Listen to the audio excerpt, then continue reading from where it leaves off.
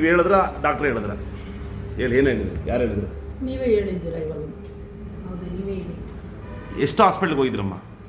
ಸುಮಾರು ಹಾಸ್ಪಿಟ್ಲ್ಗೆ ಹೋಗ್ತೀವಿ. ಏನೋ ಕಮ್ಮಿ ಆಗಿದೆಯಾ?